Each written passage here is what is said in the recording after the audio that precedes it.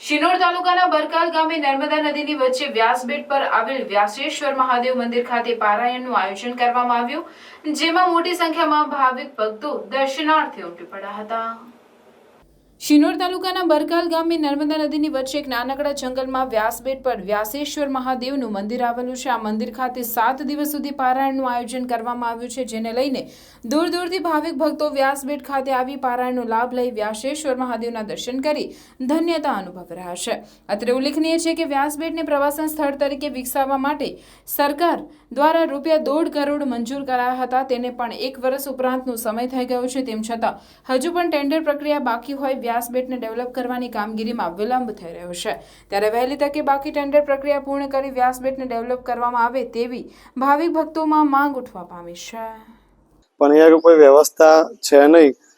આવે બધા સાંજે પાછા બધા જતા રહેવું પડે। હવે જે પાણી આવ્યું તો પાણીની અંદર પણ ઘણું બધું નુકસાન થયું। ગાય હતી તે ગાયો પણ અહીંથી ગતી રહી છે। જે ગવર્મેન્ટે 30,000 રૂપિયા ફાળવેલા હતા પણ કશું અહીં આવ્યું નથી। ખાલી 600 રૂપિયા એકલા મળેલા છે। અનાજ પાણીથી મોડીને ઘણું બધું નુકસાન થયેલું અહીંયા આગળ, પણ કોઈ ગવર્મેન્ટની કોઈ આગળ સુવિધા છે નહીં।